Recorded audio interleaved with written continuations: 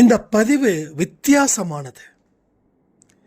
சோர்ந்து போனவங்களுக்கும் தோல்வியை திரும்ப திரும்ப சந்திக்கிறவங்களுக்கும் அவமானத்தால் தலை காட்ட முடியாதவர்களுக்கும் இந்த பதிவை 1 மணி நேரம் கேட்கும்போது சாயப்பா அடிக்கடி உங்கள் மனதில் பேசிக்கிட்டே இருப்பார். உங்களுக்கு என்ன வேணும்னு சொல்லி கமெண்ட் பண்ணுங்க. கமெண்ட் பண்ணதுக்கு அப்புறம் இந்த பதிவை முழுவதுமாக கேட்கணும். கமெண்ட் பண்ணுறவங்களுக்கும் இந்த பதிவை முழுமையாக கேட்குறவங்களுக்கும் ஒரு பெரிய அதிர்ச்சி கலந்த இன்பம் கலந்திருக்குது.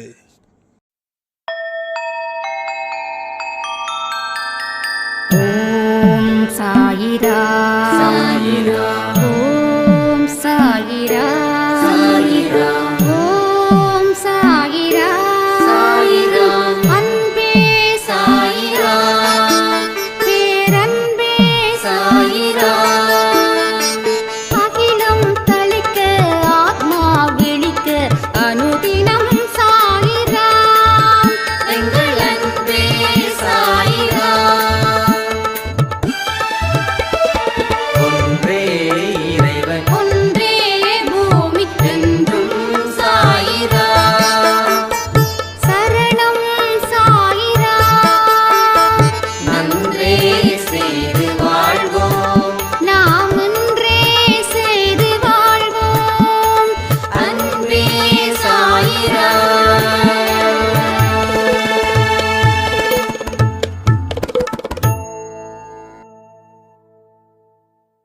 சாயிரா. என் உயிரின் உயிரானவர்களே, இந்த வாரம் சிறப்பான வாரமாக அமையணும்னு நான் சாய்ப்பா கிட்ட பிரார்த்தனை பண்ணிக்கிறேன். இன்னைக்கு காலையில் என்னால் ஆடியோ கொடுக்க முடியல, கொஞ்சம் கோல்டு, வேற ஒன்றும் இல்லை. ஸோ கடவுளுடைய ஆணையின்படி நாம் இயங்குறோமா? நாம் எதை வச்சே இந்த வாழ்க்கையை வாழ்ந்துக்கிட்டு இருக்கிறோம்? இந்த வாழ்க்கையில் இருக்கக்கூடிய பிரச்சனைகளை ஏன் நம்மால் சமாளிக்க முடியல? ஏன் சாயப்பா வழக்கம் போல மௌனமாகவே இருக்காரு? அவர் என்னைக்கு மௌனத்தை கலைப்பார்? என்னைக்கு எனக்கு வாழ்க்கைக்கு ஏற்ற பதிலை சொல்லுவார்? ஸோ இதை பற்றி தான் இந்த பதிவில் நாம் பார்க்க போகிறோம். வாழ்க்கையில் சிறப்பான ஒரு தொடக்கம் உங்களுக்கு வேணும் அப்படின்னா அதற்கு செய்ய வேண்டிய வழிமுறைகளை நம்ம தெரிஞ்சுக்க வேண்டாமா? இத்தனை நாளாக முடியாதது இனிமே முடிஞ்சிருமா அப்படின்னு கேள்விகள் உங்களுக்கு நிறைய வரும். அதில் பஞ்சமே இல்லை. ஏன்னா நமக்கு நிறைய கேள்விகள் தான் வருது, பதிலே இல்லை. ஒரு கேள்விக்கு ஒரு பதிலை தேடினா அடுத்த கேள்விக்கு பதில் தேடுவது கொஞ்சம் சுலபமாக இருக்கும். ஆனால் கேள்விகளே இருக்கு, பதில்களே இல்லை.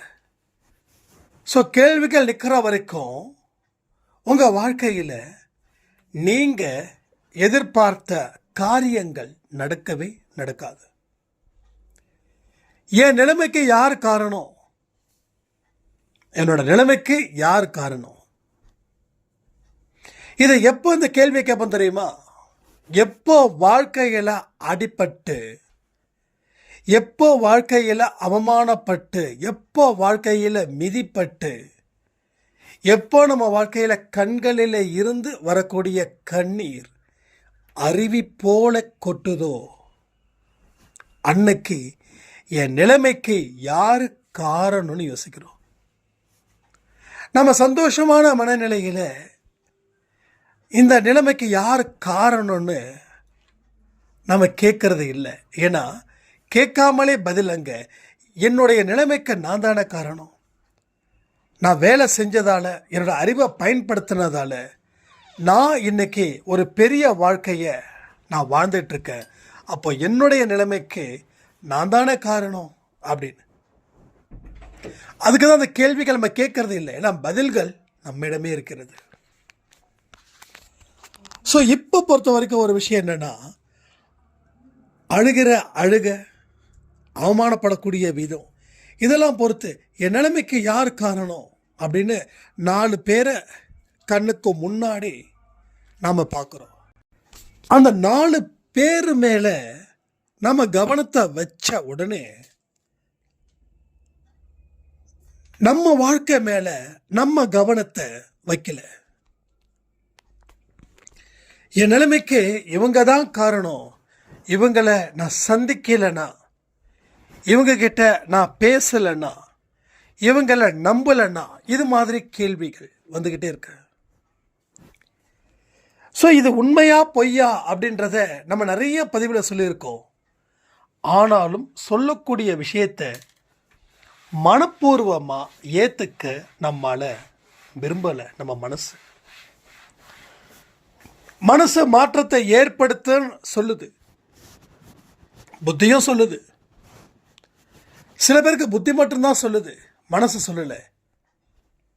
ஆனால் சிலருக்கோ மனசும் சொல்லுது, புத்தியும் சொல்லுது. என்னதான் ஒரு முடிவு பண்ணி வாழ்க்கையில் வாழ்ந்தாலும் திரும்பவும் நம்ம நிலைமைக்கு இவங்க தானே காரணம் அப்படின்னு அந்த 4 பேர் உங்களுக்கு தரிசனம் கொடுக்கிறார்கள். அந்த தரிசனம் கொடுத்த உடனே உங்களுடைய மனசில் ஒரு பயம், ஒரு பதட்டம், ஒரு துன்பம் ஆக்கிரமிப்பு செய்யுது. உடம்புல எதிர்மறை எண்ணங்கள் வந்துருச்சுனாவே உடம்புல என்னென்னமோ பண்ணும். எனக்கு நிறைய நடந்திருக்கு. ஏதாவது ஒரு புதுசாக ஒரு பிரச்சனை இல்லை பழைய பிரச்சனை நாம் எதிர்பார்த்துருக்க மாட்டோம். அந்த நேரத்தில் நம் கண் முன்னாடி வந்து நிற்கும். நின்ன உடனே என்ன ஆகுது? உடம்பெல்லாம் ஒரு மாதிரி பண்ணுது, வயிற்ற ஒரு அலசுது. அடுத்த நொடியே என்ன ஆகுது? டாய்லெட்டை நோக்கி ஓடுறோம். இது வரைக்கும் போயிட்டு இருந்த அந்த மோஷன் இப்போ லூஸ் மோஷனாக போகுது. அது எப்படி ஒரே நாளில், ஒரு நாள் கூட இல்லை, ஒரு செகண்டில் லூஸ் மோஷன் ஆகுது. ஏன் ஆகுது? எதுக்காகுது? ஸோ யோசிச்சு பாருங்க. உடம்போட பவரும் மனசோட பவரையும் நீங்கள் தெரிஞ்சுக்கல. ஒரு செகண்டில் எப்படி நார்மலாக இருக்கக்கூடிய மோஷன் லூஸ் மோஷன் ஆகுது. இதை சொல்கிறதால இங்கே யாரும் மூஞ்சி சுளிக்க வேண்டாம். ஏன்னா உண்மை கசக்கத்தான் செய்யும்.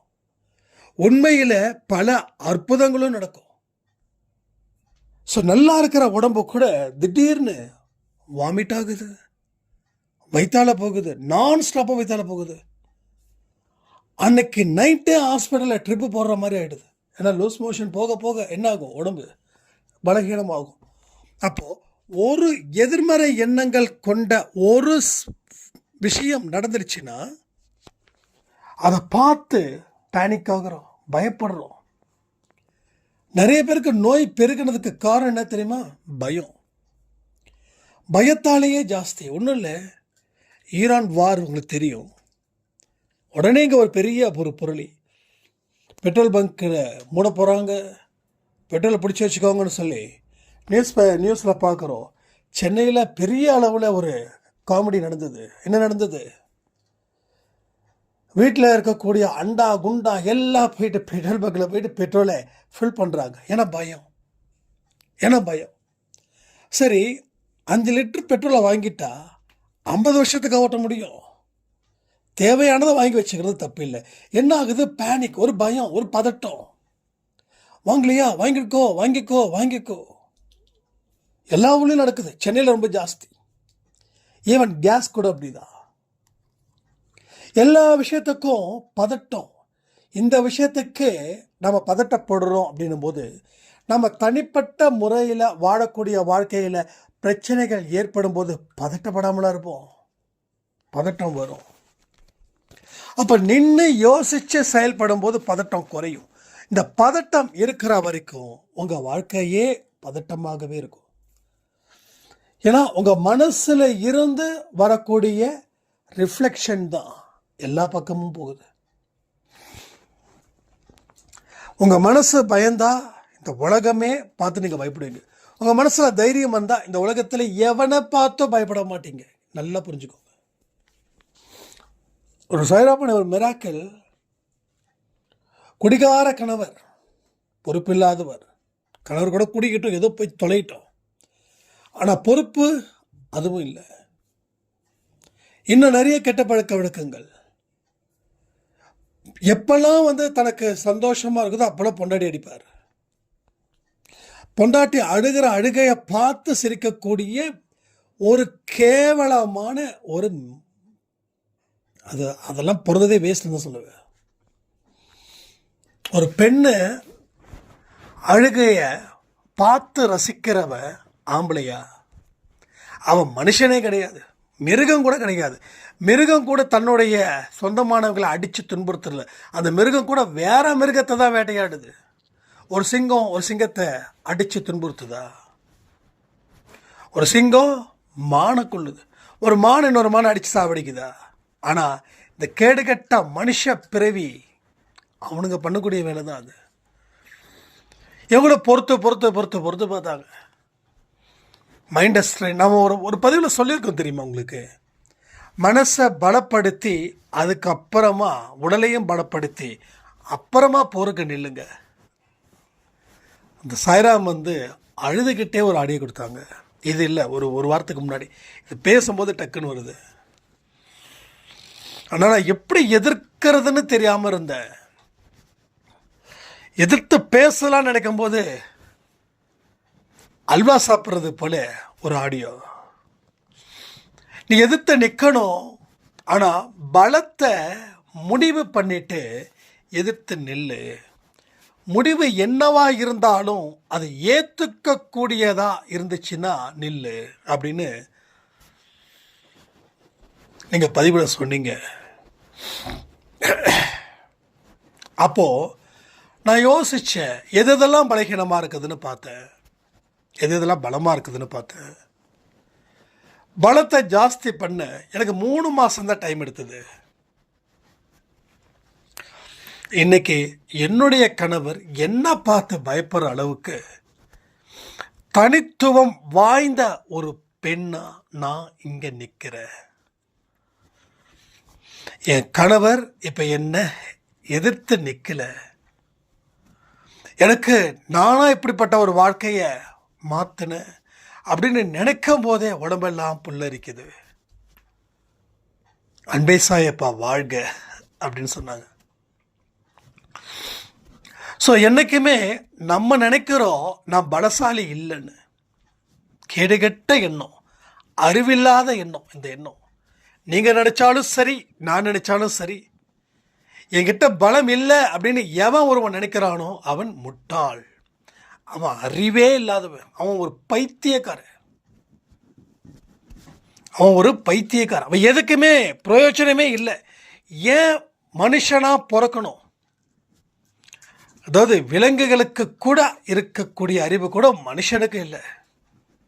நான் அடிக்கடி பார்ப்பேன், இந்த காலையில் எழுந்திருக்கும் போது நம்ம வீட்டுக்கிட்ட மயில் இதெல்லாம் வரும். பார்க்கும்போது அவ்வளோ ஹாப்பியாக ஃபீல் ஆகும். என்ன அழகாக உணவை தேடுதுங்க. ஆனால் மனுஷன் என்ன பண்ணுறான்?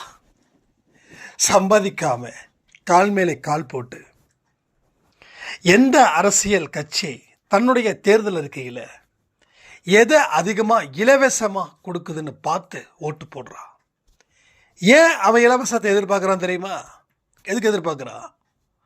என்னாலலாம் கண்டிப்பாக உழைக்கவே முடியாது, ஃப்ரீயாக கொடுத்தா நான் பாட்டுக்கு வீட்டில் காலை ஆட்டிக்கிட்டு மொபைலை பார்த்துட்டு டிவியை பார்த்துட்டு 4 பேர்கிட்ட கொஞ்சம் நக்கலும் நையாண்டியும் பேசி சிரித்து இப்படி தான் வாழணும்னு. அப்போது விலங்குகளை விட பறவைகளை விட மனுஷன் மோசமானவனா இல்லையா? அவன் எண்ணத்தில் சொல்கிறேன். நீங்கள் சொல்லுங்கள், கரெக்டாக இல்லையா நான் சொல்கிறது?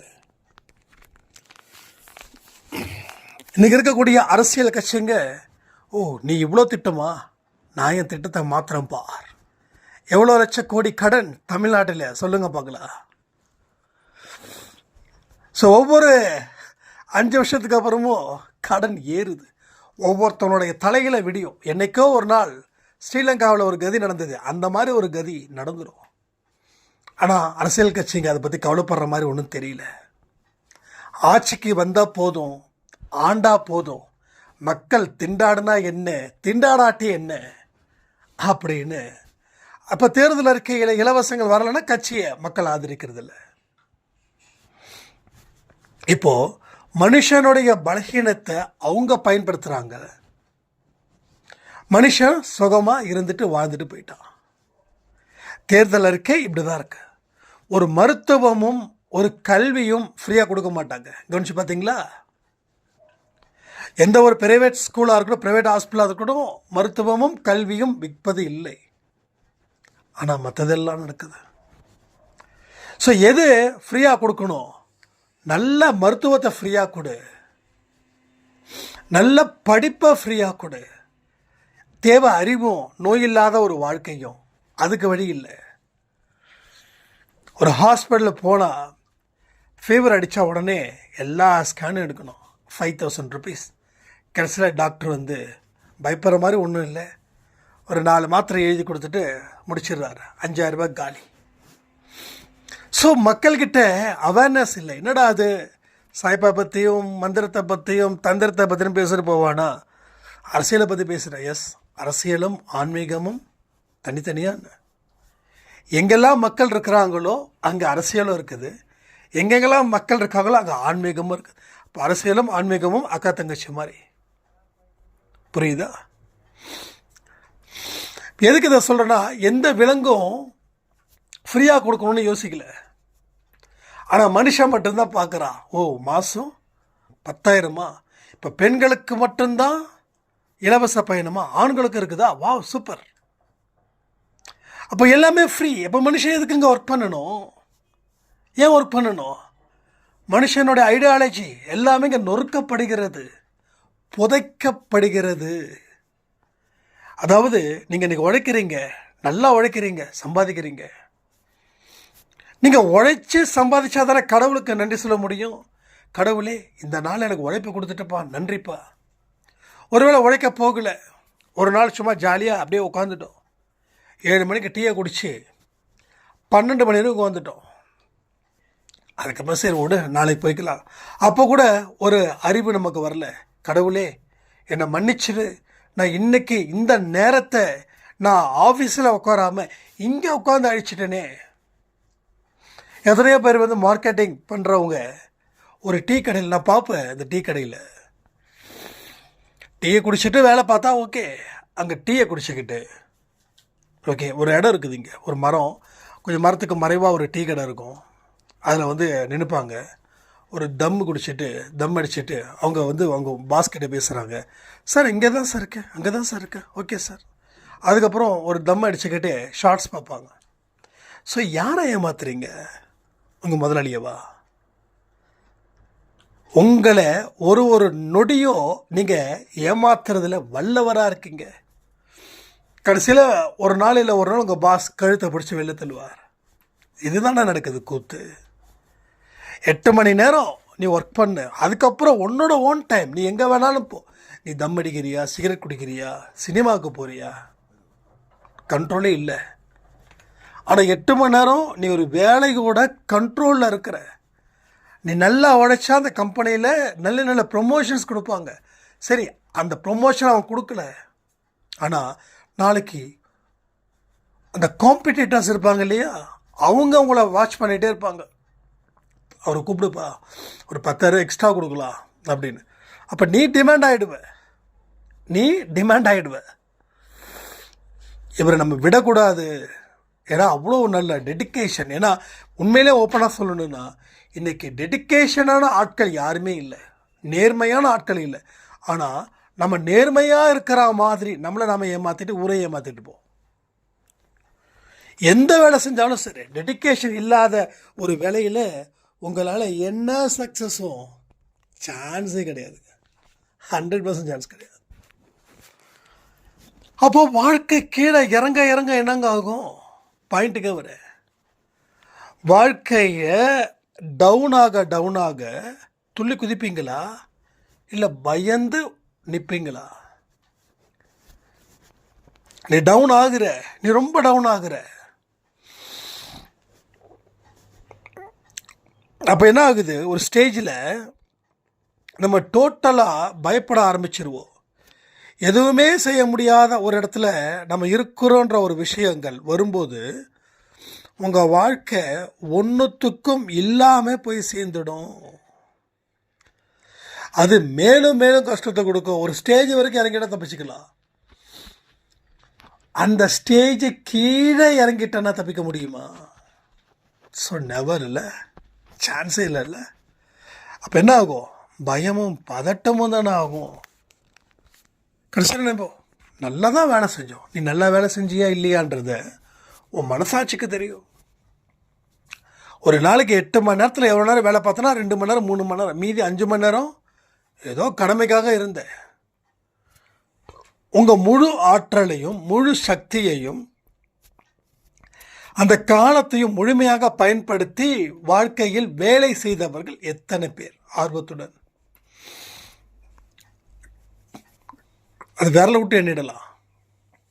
அதனால தான் சாதனையாளர்கள் விரலை விட்டு எண்ணக்கூடியவர்களாகவும் துன்பப்படுகிறவர்கள் துயரப்படுகிறவர்கள் வானத்துக்கும் பூமிக்கும் இருக்கக்கூடிய அளவில் இருக்கிறாங்க. புரியுதா உங்களுக்கு? சார் சொன்னாங்க, நான் என்னால் முடியலண்ணா, நான் நினைக்கிறது எல்லாமே தப்பாகவே நடக்குது. அதாவது நினச்சிக்கிட்டே இருந்தால் போதுமா? இன்னொரு சாய்ராம் சொன்னாங்க, நான் நிறைய புக்ஸ் படிக்கிறேன், ஆனாலும் என் வாழ்க்கையில் எந்த மாற்றமும் வரல. புக்ஸை படித்தா வாழ்க்கையில் மாற்றம் வரும், கண்டிப்பாக வரும். ஆனால் புக்ஸில் என்ன சொல்லப்பட்டு இருக்கிறதுன்றத நாம் வாழ்க்கையில் அதை பயன்படுத்தணும்ல. பயன்படுத்தினாதானே அன்பே சாயில் சொல்லக்கூடிய விஷயங்கள் நல்லா இருக்குதுன்றதை பாராட்ட தாண்டி நீங்கள் அதில் செயல்பட்டு நீங்கள் எப்படி முத்திரை பதிக்கிறீங்கன்றதை பொறுத்து தான் இங்கே வெற்றி. நீங்கள் நிறைய கமெண்ட் பண்ணுறீங்க, நல்லா இருக்குது ஆடியோ, சாய்ப்பா எனக்கு சொல்லியிருக்கார். எஸ், கண்டிப்பாக சாய்ப்பா தானே சொல்கிறாரு. இந்த குரல் மூலமாக அவர் தானே எதிரொலிக்கிறாரு. தெய்வம் தான், சாய்ப்பாக தான் எல்லாருக்கிட்ட தானே இருக்காரு, உங்ககிட்டே தானே இருக்காரு. நீங்கள் 4 பேருக்கு நல்லது சொல்லும்போது உங்ககிட்டே தானே இருக்காரு. நீங்கள் 4 பேருக்கு சொல்கிறீங்க, நான் 40 பேருக்கு சொல்கிறேன், அவ்வளோதான். எல்லாரும் ஒன்று தான், எல்லாரும் ஒன்று தான். என்கிட்ட தான் சாய்ப்பா இருக்கிறாருன்னு இந்த வெட்டி பேச்சுக்கு வேதனை இதெல்லாம் நான் இல்லை. நிறைய பேருக்கு ஒரு நினைப்பு, சாய்ப்பா வந்து அவங்கக்கிட்ட மட்டும்தான் இருக்காரு, அவங்கக்கிட்ட மட்டும்தான் பேசுகிறாரு அப்படின்னு. இதுவும் ஒரு பைத்தியகாரத்தனம், இதுவும் ஒரு பைத்தியகாரத்தனம் தான். எல்லா ஜீவராசிகள்கிட்டையும் நல்லா புரிஞ்சுக்கணும், எல்லா ஜீவ ராசிகள்கிட்டையும் இருக்கிறார். உயிரோட இருக்கக்கூடிய உயிரினத்துக்கிட்டையும் உயிரில்லாமல் இருக்கக்கூடிய பொருள்கிட்டையும் அவரே இருக்கிறார். நிறைய நான் எக்ஸ்பிளைன் பண்ணிட்டேன். அப்போ நீ எல்லாத்தையும் ஆன்மாவா பாரு, கடவுளுடைய துளியா பாரு. அப்போ நீ எல்லாரையும் மதிக்க ஆரம்பிச்சிருவ. உன்கிட்ட மட்டும்தான் சாமி இருக்குது அப்படின்னு நீ நினைச்சிட்டா நீ மற்றவனை மதிக்க ஆரம்பிக்கல. நீ தலைகணத்தோட சுத்துறன்னு அர்த்தம். நீ எதுல தலைகணத்தோட சுத்துறன்னு அர்த்தம்.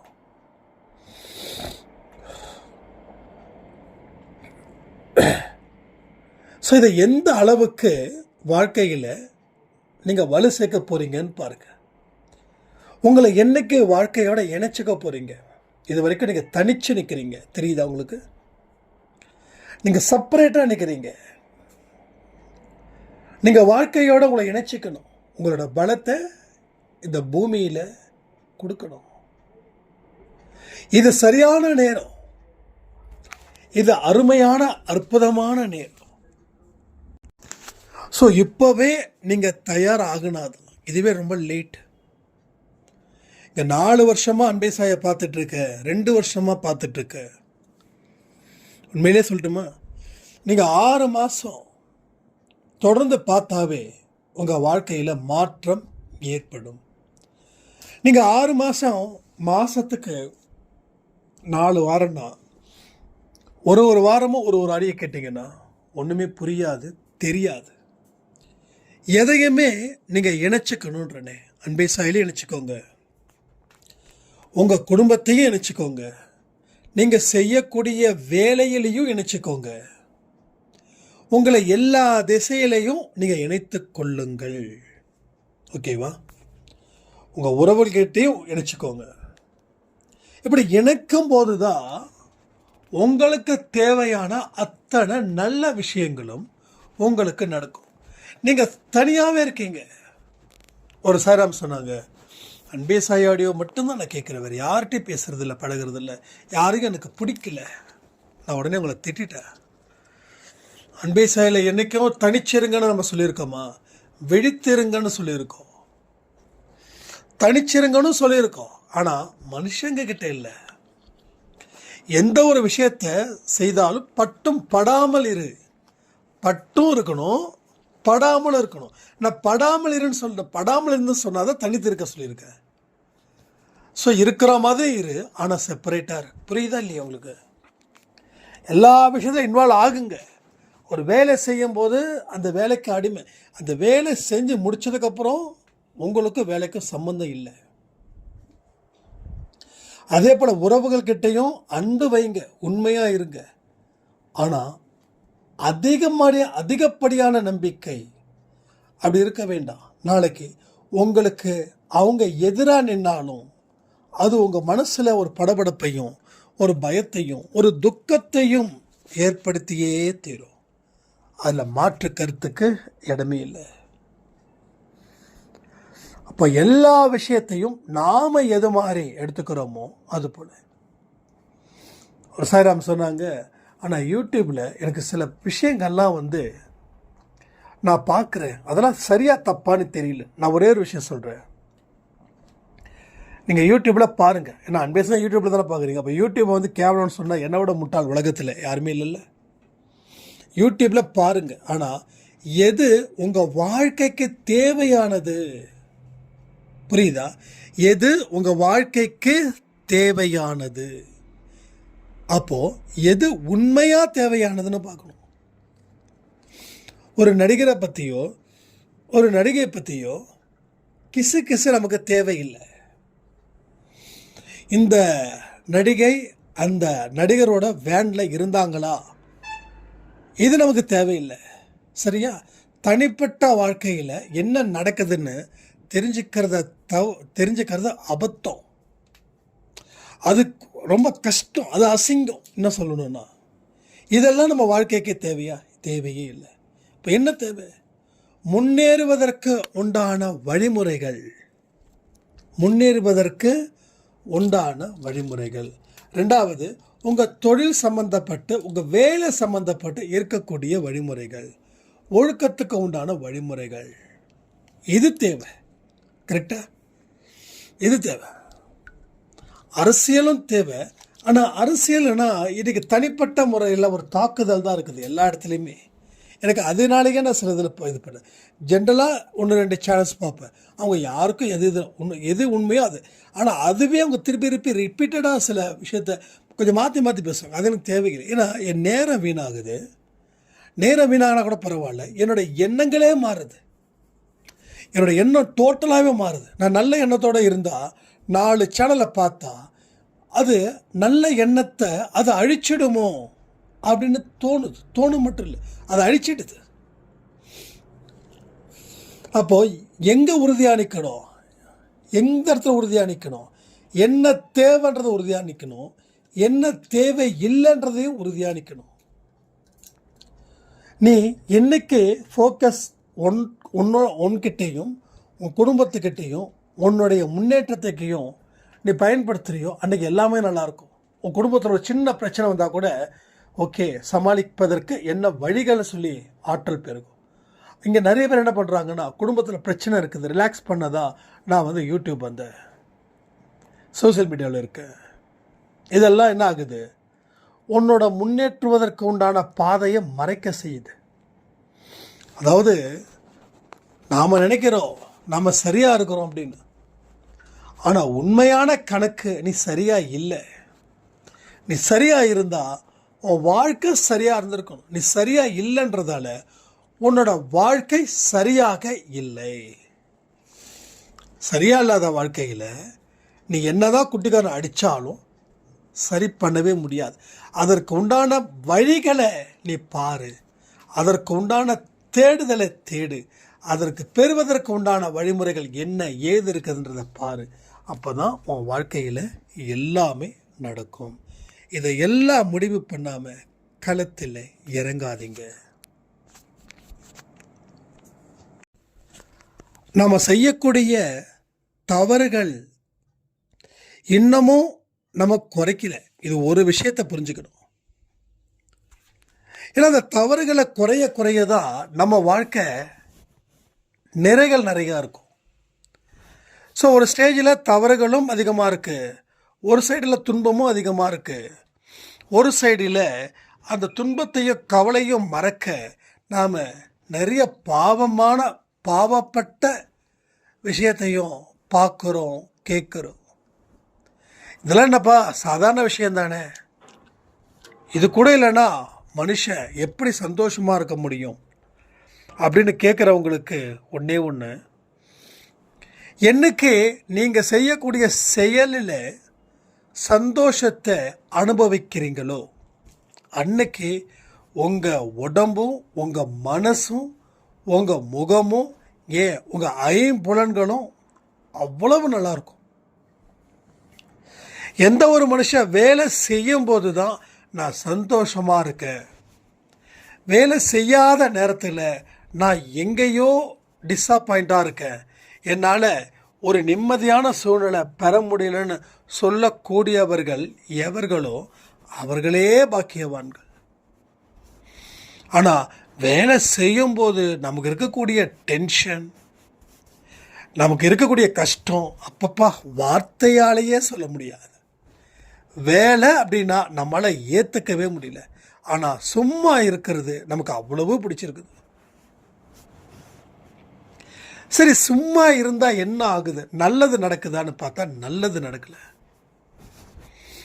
உழைக்க வேண்டிய வயசில் உழைக்காம முதுமை காலத்தில் உழைக்கிறவன் அறிவாளியா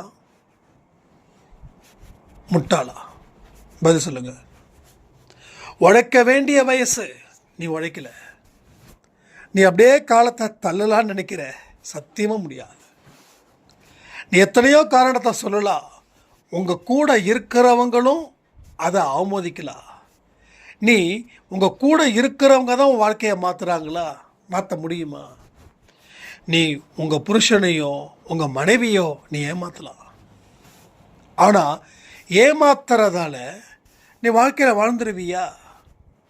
அப்போ சிக்கலான ஒரு காலம் வந்து நிற்குமே, அந்த காலத்தில் நீ எதிர்த்து நின்று போராட தைரியம் இல்லாமல் பலம் இல்லாமல் சோர்ந்து போயிடுவ. அன்னைக்கு உன்னோட தன்மானத்தையும் விட்டுட்டு நீ வாழ வேண்டிய நிலை உனக்கு வருமா வராதா? ஸோ தன்மானத்தை விடக்கூடாதுன்னா உன்னுடைய பாவத்தை நீ என்ன செய்யணும்? குறைக்கணும். பாவம் செய்யாமல் இருக்கணும். வேலை செய்யாமல் இருக்கிறதும் இங்கே பாவம் தானே. சும்மா இருக்கிறதும், மற்றவங்களை குறை சொல்லி பேசுகிறதும், மற்றவங்களை ஏமாற்றுவதற்கு விதவிதமான திட்டங்களை தீட்டுவதும் பாவம் தானே.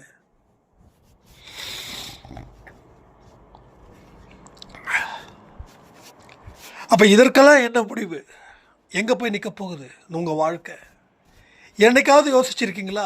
இதே ஸ்பீடில் போனால் அடுத்த 10 வருஷம் வாழ்க்கை எப்படி இருக்கும்னு நினச்சிருக்கீங்களா?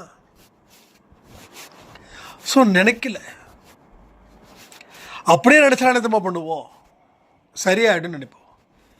எதை வச்சு எந்த அடிப்படையில் சரியாகும் அப்படின்னு நம்ம நம்புகிறோம். நிறைய பேரோட வாழ்க்கை அப்படிதான். நிறைய பேரை நான் பார்த்துருக்கேன், சில பேரை கேள்விப்பட்டிருக்கேன். ஒரே ஒரு விஷயந்தான், எல்லாம் சரி பண்ணிக்கலாங்க, அதெல்லாம் பிரச்சனை இல்லைங்க.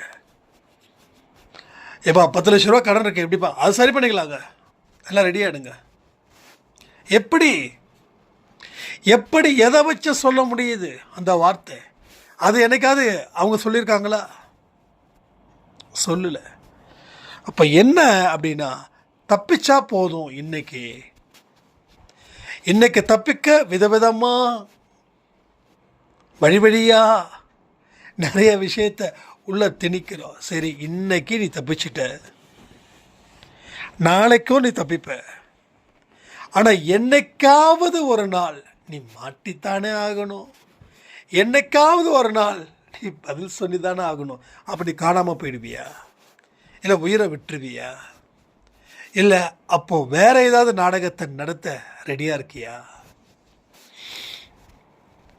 அப்போ வாழ்க்கை ஆபத்தை நோக்கி போகும்போது அந்த பயணத்தை நம்ம ஏன் பைத்தியகாரத்தனமாக போட்டணும்? இந்த வழி நரகத்துக்கு தான் போகுதுன்னு தெரிஞ்சோம் நரகத்துக்கு நம்ம ஓட்டுறோம். மற்றவனை ஏமாத்திடலாம், ஆனால் உங்களை நீங்கள் ஏமாற்ற முடியாது. உங்களுக்கு தெரியும் உங்கள் பலம் என்ன, உங்கள் பலகீனம் என்னன்னு. ஒருவேளை நீங்கள் நினச்சது தப்பாக கூட இருக்கலாம். ஆனால் இப்போ நினச்சிக்கோங்க, இன்றைக்கி எப்படிப்பட்ட ஒரு வாழ்க்கையை வாழ்கிறீங்களோ அதே தான் அடுத்த 10 வருஷமும். என்னடா அது எப்படி சொல்லிட்டாரே அப்படியே ஃபீல் பண்ண வேண்டாம். இது ஒரு விழிப்புணர்வோடு எடுத்துக்கோங்க. அப்போ இன்றைக்கி நான் ஆபத்து இல்லாத ஒரு வாழ்க்கையை வாழணும்னா நான் என்ன செய்யணும்? அது முக்கியம் இல்லை, அதான முக்கியம். அப்போ அதற்கு தகுந்தது சரிப்படு. இன்றைக்கி சரியில்லைன்னா நாளைக்கு சரியில்லைன்னு நம்பு. அப்போ இன்றைக்கி சரி பண்ணு, அப்போ தான் நாளைக்கு சரியாகணும்னு நம்பு. அதை விட்டுட்டு வேறு எந்த இடத்துல ஏதோ சொல்லுவாங்க, தலைக்கீழே நின்று தக்காளி சோறு சாப்பிட்டாலும் ஒரு நம்ம ஃப்ரெண்டு அடிக்கடி சொல்லுவார், தலைக்கீழே நின்று தக்காளி சோறை சாப்பிட்டாலும் நடக்காதுங்கன்னு. தலைக்கீழே நின்று தக்காளி சோறு சாப்பிட்டா என்ன ஆகும்? சாப்பிட்டதெல்லாம் எங்கே வரும்? மண்டைக்கு வரும். மண்டைக்கு வந்தால் என்ன ஆகுமோ நல்லபடியாக ஆகும். அப்போ அதை கூட இது பண்ணிடலாம். ஆனால் அந்த அளவுக்கு உன் வாழ்க்கை எதிர்காலம் ஒரு கேள்விக்குறி இல்லை, ஃபுல்லாகவே கேள்விக்குறியாக நிற்குது. பதிலே இல்லை. நான் தான் சொன்னேன் எடுத்த உடனே, கேள்விகள் மட்டும்தான் இருக்குது, பதிலே இல்லை. பதில் எங்கடாண்ணா? அதாங்க இருக்குது, அது கேள்விடா, பதில் எங்கே? மற்றவனை பேசும்போது என்ன பேச்சு பேசுகிறோம். மற்றவனை முட்டாளாக நினச்சி நாம் அறிவாளியாக இருக்கிறோமே, ஆனால் அவனை விட முட்டாளாக நம்ம இருக்கிறோமே. எனக்கே நினச்சிருக்கோமா? இதெல்லாம் நான் ஒரு காலத்தில் இருந்தேன். மற்றவனுங்கெல்லாம் சும்மா ஜஸ்ட்டு ஒரு time pass piece, comedy piece அப்படின்னு நினச்சதெல்லாம் உண்டு. எல்லாரையும் என்ன பெரிய முடியாதா? நானும் நினச்சா முடியும். நீ நினை, எவன் வேண்டான்னா இன்றைக்கி தான் தெரியுது என்ன ஏதுன்னு. அப்போ மற்றவனை முட்டாள்னு சொல்கிறவன் தான் முட்டாளாக இருக்கிறத மற்றவனுக்கு தெரிஞ்சிடக்கூடாதுன்றதுக்காக பிறரை முட்டாள் சொல்கிறான். புரியுதா உங்களுக்கு? என்னால் எல்லாம் முடியும் அப்படின்னு ஒருத்தர் சொல்கிறான் அப்படின்னா அவன் வாய் சவடாலாகவே இருப்பான். ஏன்னா அவனால் முடியாதுன்றதை நீ கண்டுபிடிச்சிட்டா அது அவனுடைய தன்மானத்துக்கு பங்கம் வச்சிரும் அப்படின்னு நினச்சி அடுத்தவனை கேவலப்படுத்திக்கிட்டோம். இவன் என்னமோ பெரிய அறிவாளி மாதிரியும் மற்றவன் என்னமோ முட்டாளாகவே இருக்கிற மாதிரி நானும் அதே தான் நினச்சேன். அதை விட மோசமாகவே நினச்சேன். அதெல்லாம் சிலதெல்லாம் சொல்ல முடியாது. ஆனால் இன்றைக்கி உண்மை தெரியும் போதாக இருக்குது, எல்லாரும் அறிவாளிகள் தான், நாம தான் முட்டாளாக இருந்தோம். எல்லாரும் அறிவாளிகள் தான், நாம தான் முட்டாள். ஸோ காலம் உன்னை உணர்த்தும். நீ வாழ்க்கையில் ஜெயிச்சா ஒரு பாடம், வாழ்க்கையில் தோத்தா ஒரு பாடம். அப்போது உனக்கு பாடம் நல்லபடியாக முடியணும், அப்போ தான் நீ தேர்ச்சி அடைய முடியும். ஆனால் தேர்ச்சியே இல்லாமல் நம்ம எத்தனை நாள் வாழ முடியும்? 5ஆம் கிளாஸ் ஃபெயிலுன்னா அடுத்த வருஷமும் 5ஆம் கிளாஸ் தான், அப்பயும் ஃபெயிலு, அப்பயும் 5ஆம் கிளாஸ் தான். ஒரு ஸ்டேஜுக்கு மேலே ஒழுங்காக ஓடி போயிடு, உனக்கு ஏஜே முடிஞ்சிடுச்சு. அப்போ என்ன பண்ணணும்? ஆடு மேய்க்கணுமா பன்னி மேய்க்கணுமா? ஆனால் ஆடு மேய்க்கிறதுக்கும் பன்னி மேய்க்கிறதுக்கும் மாடு மேய்க்கிறதுக்கும் அறிவு தேவை, கண்டிப்பாக அறிவு தேவை. அதெல்லாம் ஒரு காலத்தில் கேவலமாக பார்த்தோம், ஆனால் அதெல்லாம் உன்னதமானது. மனுஷனை மேய்க்கிறதுக்கு பதிலாக மாட்டை மேய்ச்சிட்டு போயிடலான்னு தோணுது. கரெக்டு தானே? ஸோ எல்லாத்துக்குமே அறிவு தேவைப்படுது. அறிவு இல்லாமல் எந்த ஒரு வேலையுமே இல்லை. ஆனால் எனக்கு பலம் இல்லை நம்ம நினைக்கிறோமே. அப்போ இத்தனை வருஷம் நீ பலம் இருந்ததுன்னு சொல்லி அத்தனை பேரை நீ கேவலப்படுத்தினியே. இப்போ உனக்கு பலம் இல்லைன்னு ஏன் ஒத்துக்கிறேன்னா, இப்போ போகிறதுக்கு வேறு வழி இல்லை, முட்டு சந்து முடிஞ்சிடுச்சு உன் கதை. இப்போது யாராவது காப்பாற்றினா பரவாயில்லையேன்னு சொல்லி நீ இன்னமும் விதவிதமாக புதுசு புதுசாக ஒரு கணக்கு போடுற. ஆனால் நீ போட்ட கணக்கு உன் கூட இருக்கிறவங்க நம்பலாம், ஆனால் வெளியில் இருக்கிறவங்க நம்ப மாட்டான். புரியுதா உங்களுக்கு? கூட இருக்கிறவங்களே நம்ம வச்சிடலாம், ஏதோ பாவப்பட்டோ பரிதாபப்பட்டோ 4-5 கண்ணீர் சொட்டோ நம்ம வச்சிடலாம். ஆனால் வெளியில் இருக்கிற ஒரு பையன் நம்ப மாட்டான். அப்போ என்ன பண்ணுவீங்க? அப்போ நான் ஏன் இவ்வளோ தூரம் சொல்கிறேன் அப்படின்னா, இதை ஏன் இவ்வளவு தூரம் கிரிட்டிக்கலாக்கி நம்ம வாழ்க்கையை சிக்கலாக்கிக்கணும்? மேலும் மேலும் சிக்கலாக்கிறதால யாருக்கு என்ன லாபம்? என்ன சாதிக்கிறதுக்காக என்ன இந்த உலகத்துக்கு சொல்ல போகிற? ஒன்றை உன் குடும்பத்தில் இருக்கிறவங்க மதித்தாதான் வெளியில் இருக்கிறவங்க மதிப்பான். வெளியில் இருக்கிறவன் ஏன் மதிக்கிறான் தெரியுமா? நீ யாருன்னு அவனுக்கு தெரியல. உள்ளே இருக்கிறவன் ஏன் உன்னை மதிக்கல தெரியுமா? நீ யாருன்னு அவனுக்கு தெரியுது. ஒரு சாராம் சொன்னாங்க, என் வீட்டில் எனக்கு எந்த மதிப்பும் இல்லை, ஆனால் வெளியில் எனக்கு பெரிய மதிப்பு. எஸ், நீ வெளியில் உன்னுடைய சுயரூபம் தெரியல, அதனால் எல்லாரும் உன்னை மதிக்கிறாங்க. வீட்டில் உன்னோட ஒட்டுமொத்த சுயரூபம் யாருக்கு தெரிஞ்சிருக்கு? நீ கட்டின பொண்டாட்டிக்கு தெரிஞ்சிருக்குது, கணவனாக இருந்தால் மனைவிக்கு தெரிஞ்சிருக்குது, சரி கணவனுக்கு தெரிஞ்சிருக்குது, உன் பிள்ளைக்கு தெரிஞ்சிருக்குது, நீ யார்கிட்டலாம் டீல் பண்ணியோ அத்தனை பேருக்கு தெரிஞ்சிருக்குது. அதனால் உனக்கு மரியாதை இல்லை. ஸோ என்னைக்கு உள்ளுக்குள்ளே இருக்கிறவன் உன்னை மதிக்கிறானோ அன்னைக்கு நீ வாழ்ந்துட்டுன்னு அர்த்தம். என்னைக்கு உன் உள்ளுக்குள்ளே இருக்கிறவன் உன் கூட இருக்கிறவன் உன்னை மதிக்கலையோ, நீ எதையுமே சரியாக செய்யலை, நீ வாழலை, உன்னை நீயே கூறு போட்டுட்டு இருக்கிறன்னு அர்த்தம். இதெல்லாம் உண்மையா இல்லை? நீங்கள் யோசிச்சு பாருங்களேன். என்ன குடும்பத்தில் ஒருத்தவங்க கூட மதிக்கலைன்னா அதுக்கு காரணம் என்ன தெரியுமா? இதுதான். ஏன்னா நீ வெறும் வெத்து பேச்சு, வாய் சவடால், வாயாலேயே வடை சொல்கிறவ அப்படின்னு ஒரு விஷயம் உன் கூட இருக்கிறவனுக்கு தெரியும். ஸோ உலகம் உன்னை எப்படி வேணாலும் நம்பலாம், ஆனால் உன்னுடைய உறவு கணவனோ மனைவியோ உன்னை எப்படி வச்சுருக்காங்களோ அதுதான் நீ. அதுதான் நீ. நம்ம கணவன் மனைவி இருக்கீங்க இல்லையா, மனைவி கணவன்கிட்ட ஓப்பனாகவும் கணவன் மனைவி கிட்ட ஓப்பனாகவும் பேசும்போது தான் நாம் செய்யக்கூடிய தவறுகள் என்ன, அது எப்படி சரி பண்ணுறதுன்னு தெரிஞ்சுக்க முடியும். ஆனால் இங்கே என்ன தெரியுமா நினைக்கிறோம்? கணவன் நினைக்கிறா மனைவி கிட்ட நம்ம எந்த விதமான பலகீனத்தையும் ஷேர் பண்ணக்கூடாது, பலகீனத்தை ஷேர் பண்ணிட்டா நம்மளை கேவலமாக மனைவி நினைப்பாள் அப்படின்னு. ஆனால் அதுவும் உண்மை, அதுவும் உண்மை தான். கணவன் நினைக்கிறது தப்புன்னு நான் சொல்லலை. ஏன்னா ஒருத்தர் தன்னுடைய பலகீனத்தை என்னுடைய உயிருக்கு உயிரானவர் என்னுடைய கணவர் சொல்லும்போது நான் என்ன பண்ணணும்? அவர் சரி பண்ணணும்னு சொல்லணும். ஆனால் ஓ நீ அப்போ உன்னை நம்பி வந்தது வீணா, நீ நம்ப வச்சு என்னை ஏமாத்துறியா, நீ அதுவா நீ இதுவா அப்படின்னு சண்டை போடும்போது கணவன் என்ன பண்ணுவான்? சொல்லுவானா? மறுபடியும் சொல்ல மாட்டான். அப்போது கணவன் பாதித்தாலும் மனைவி பாதித்தாலும் பாதிப்பு யாருக்கு? அந்த குடும்பத்துக்கு. ரோட்டில் போகிறவன் ஒருத்தவன் பாதிச்சானா நமக்கு பிரச்சனை இல்லை, ஆனால் வீட்டுக்குள்ளே ஒருத்தவன் பாதித்தாலும் சரி அது நிச்சயமாக ஒரு பிரச்சனை தான். நீ காலையில் கூட விஷ்ணு சாய்ராம் கிட்ட ஏதோ ஒன்று சொல்லும்போது சொன்னேன், நம்ம குடும்பத்தில் ஒருத்தவங்க கீழே விழுந்தாலும் அடுத்த 2 பேருக்கும் பாதிப்பு தான், அதில் எந்த சந்தேகமும் இல்லை. 2 பேருக்கும் பாதிப்பு தான். அப்போது பாதிக்காதது போல் நாம் இருக்கணும். நான் ஃபியூஸ் ஆனாலும் விஷ்ணு சாய்ராமுக்கு பாதிப்பு, விஷ்ணு சாய்ராம் ஃபியூஸ் ஆனாலும் எனக்கு பாதிப்பு. புரியுதா உங்களுக்கு?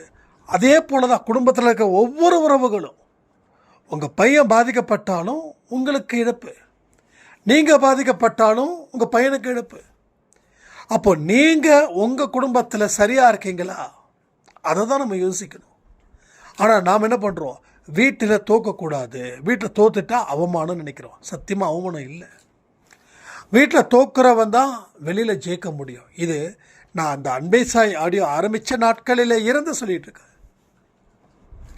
வீட்டில் தோத்துப்பார், வெளியில் நீ ஜெயிப்ப.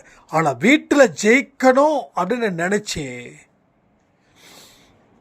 நீங்கள் ரொம்ப ஹிட்லர் மாதிரி உங்களை நீங்கள் தக்க வச்சுக்க முயற்சி பண்ணீங்கன்னா ஒரு நாள் வெளியில் தோத்தது உங்கள் வீட்டுக்குள்ளே தெரிஞ்சிருச்சுன்னா உங்களுடைய கதை முடிஞ்சிருது. கண்டிப்பாக முடிஞ்சிடும். அதில் எந்த இதுவும் இல்லை.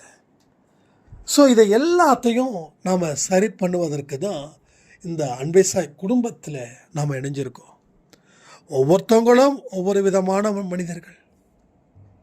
உங்கள் வீட்டில் 5 பேர் இருக்கீங்கன்னா இந்த 5 பேரும் விதவிதமான கேரக்டரைசேஷன் இருக்கிறவங்க தான். சரியா? அது எப்படி நடக்குது? சில பேர் சொல்லுவாங்க, நானும் எங்கள் அப்பா அம்மாவோட வயிற்றில் தான் பிறந்தேன், இவனும், அதாவது அவங்க கூட பிறந்தவங்க சொல்லுவாங்க, இவனும் எங்கள் அப்பா அம்மா வயிற்றில் தான் அம்மா வயிற்றில் தான் பிறந்தான். ஆனால் எனக்கும் இவனுக்கு எங்கே இவ்வளவு என்கிட்ட கதறி இருக்காங்க நிறைய பேர். ஸோ என்ன நினைக்கிறாங்கன்னா, ஒரு தாய் வயிற்றில் பிறக்கும்போது எப்படி ஒருத்தவங்க திறமையாகவும் எப்படி ஒருத்தவங்க முட்டாளாகவும் இருப்பார்கள் அப்படின்னு.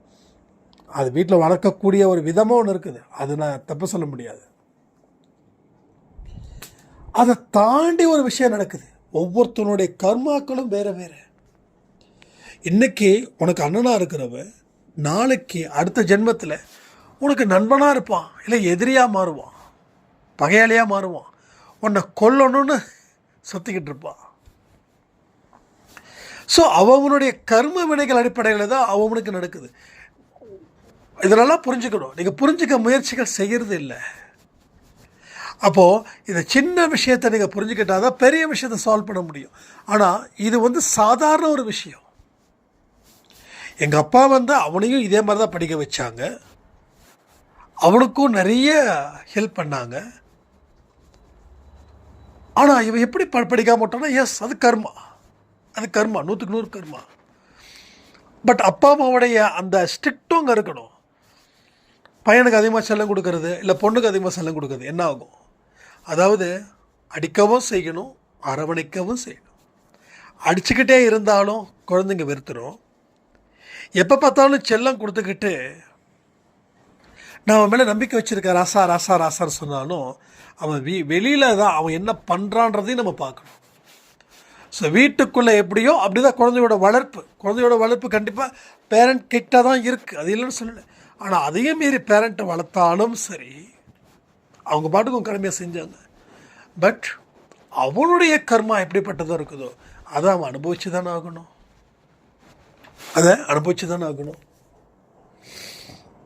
ஸோ இதை தான் நம்ம புரிஞ்சுக்கிற முயற்சிகள் செய்யலை.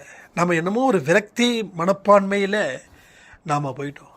எனக்கு என்னப்பா, ஏதோ ஒன்றுப்பா அப்படி.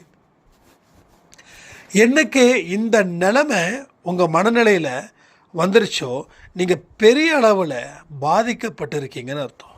சின்ன அளவில் இல்லை, பெரிய அளவில் நீங்கள் பாதிக்கப்பட்டிருக்கீங்கன்னு அர்த்தம்.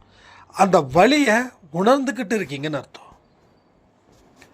சின்னதாக வலி இருக்கும்போதே சரி பண்ணுறது புத்திசாலித்தனம். சின்ன வலி தானே, அது சரியாயிடும், அது எனக்கு ஒன்றும் பண்ணலை அப்படின்னா நாளைக்கு அதுவே உனக்கு பெரிய தலைவலியை கொடுத்துரும். அதுவே தீராத தலைவலியை அது ஏற்படுத்தும். சின்ன பிரச்சனைக்கு தாண்டி போகக்கூடாது. அது என்னன்றத ஆற அமர ஒரு கை பார்த்துடணும். சில பேருக்கு சில பிரச்சனைகளை நான் யோசிக்கவே மாட்டேன், நான் யோசிச்சுட்டா என் மைண்ட் அப்செட் ஆகிடும். ஓகே ரைட், நீங்கள் யோசிக்க வேண்டாம், கரெக்ட். ஏன்னா ஒரு நல்ல விஷயத்தை செய்யும்போது நீ அதை யோசிக்க வேண்டாம். ஆனால் யோசிக்காமல் இருக்கிறது தப்பு தானே.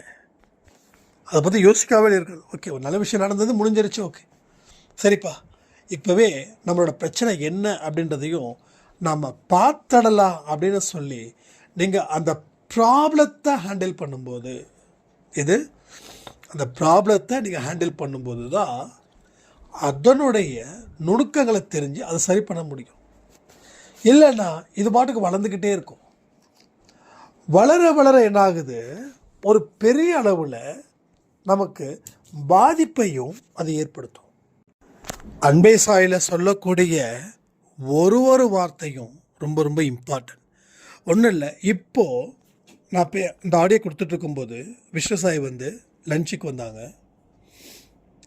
அப்புறம் காலையில் நான் என்னென்னலாம் அவருக்கு சில அட்வைஸ் பண்ணணும் அதை அவருடைய வயசில் இருக்கக்கூடிய அவருடைய நண்பன் அவரே வந்து நான் காலையில் என்னென்னலாம் சொன்னனோ அதையெல்லாம் அவர் சொல்லிட்டு போயிருக்கார். இப்போ என்ன தெரியுது அப்படின்னா, எதையுமே நாம் ஏற்றுக்கிற மனநிலையில் இல்லை. ஏற்றுக்கிட்ட மனநிலையில் இருந்துச்சுன்னா கடவுள் அது சரியா இல்லையா அப்படின்றத அவர் உங்களுக்கு புரிய வைப்பார். புரியுதா? பண்பேசால சொல்லக்கூடிய விஷயத்தை நீங்கள் முழுசாக ஏற்றுக்கிட்டீங்கன்னா ஏதோ ஒரு வழியில் கடவுள் இது உண்மைதான் அப்படின்றத 100% புரிய வைப்பார். நீங்கள் ஏற்றுக்கல அப்படின்னா அதற்கு ஒரு விஷயத்தை அவர் ஏற்படுத்தவே மாட்டார். இப்போ எந்த ஒரு விஷயத்தை செய்யாமல் முடிவு எப்படி கொடுக்க முடியும்? அப்போ எல்லா விஷயத்தையும் இதுதான். நீங்கள் எதையுமே வேண்டான்னு ஒதுக்கும்போது கடவுள் ஏன் உள்ளே வரணும்? அப்போ வேணும்னு நினச்சி சில விஷயத்தை செய்யலாம் அப்படின்னு நினைக்கும் போது நீ செய்ய, இது உன் வாழ்க்கையில் நல்லது, நல்லதை தாண்டி வேறு எதுவும் இல்லை அப்படின்னு.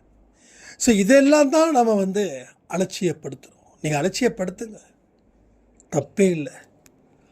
ஆனால் அந்த வயசு இருக்குதான்னு பாருங்கள். ஒரு 50 தாண்டிட்டு நான் அலட்சியப்படுத்துகிறேன்னா வயசு இல்லை. ஒரு 30-40 கூட பரவாயில்ல, இன்னொரு 10 வருஷம் இருக்குது. 50 தான் மெயின் செட்டில்மெண்ட் டைமிங்கே. அதாவது 40ல் செட்டில் ஆகணும், நான் இல்லைன்னு சொல்லவே இல்லை. ஆனால் செட்டில் எப்படி ஆக முடியும்? ஒரு ஸ்பிரிச்சுவாலிட்டி நீங்கள் எதிர்பார்க்குற மாதிரி இல்லை. ஒரு ஸ்பிரிச்சுவாலிட்டினா தெய்வத்துக்கு கோயிலுக்கு போகிறது ஸ்பிரிச்சுவல், அது ஆன்மீகம் அப்படின்னு சொல்லக்கூடிய மக்கள் மத்தியில் நாம் என்ன சொல்கிறோம்? எல்லா மனுஷங்க கிட்டையும் இறைவனை தேடு, இல்லை இறைவனை பார். அப்போ எல்லாத்துக்கும் அன்பு செலுத்து, உணவளி, சாப்பாடு கொடு. ஸோ இதெல்லாம் அன்பேசாயில் கூட எதுக்கு நம்ம ஃபுட் டொனேட் பண்ணுறோம்? ஒரு தடவை உங்களுக்கு செய்ய ஆரம்பிச்சிட்டிங்கன்னா இனி வரக்கூடிய ஒவ்வொரு நாட்களுக்கும் உங்களுக்கு இன்னும் நிறைய தானம் செய்யணும் அப்படின்ற ஆர்வத்தை கொடுக்கத்தான். புரியுதா? இதுக்கு முன்னாடி யாராவது கெஞ்சி கேட்டு நீங்கள் கொடுத்தீங்க. யாராவது சின்ன குழந்தை வந்து புக்கை வச்சுட்டு இருக்கோம், அம்மா கொஞ்சம் அதை வந்து இல்லைம்மா போம்மா அப்படின்னு சொல்லி ஓரமாக விரட்டி விட்டுருவோம். ஆனால் அதே குழந்தை நம்மளோட பொண்ணோ இல்லை நம்ம பேரன் பேத்தியோ இருக்குதுன்னா மனசு உருகுது பாருங்க. அவங்கிட்ட தாங்க அந்த கடவுள் இருக்காரு, அங்கே தான் கடவுள் இருக்கார். அப்போது அன்னைக்கு யாராவது வலுக்கட்டாயமாக கேட்டும் கொடுக்காம இருந்தோம். ஆனால் இன்றைக்கி யாருமே கேட்காமலே கொடுக்குறோம். அதான் ஒரு சாய்ராம் சொன்னாங்க. ஆனால் ரொம்ப சந்தோஷமாக இருக்குது. வெளியில் போனாவே ஒரு 10 ரூபாயோ 20 ரூபாயோ 30 ரூபாயோ நான் தனியாக எடுத்து வச்சுப்பேன். நான் யாராவது கேட்டாங்களானோ இல்லை யாருக்காவது கொடுக்கணும்னு நினச்சாவோ நான் கொடுத்துட்டு வந்துடுறேன் அப்படின்னு. அன்பேசாயில் இருக்கிறவங்க எல்லாருமே வந்து ரொம்ப பெரிய பணக்காரர் கிடையாது.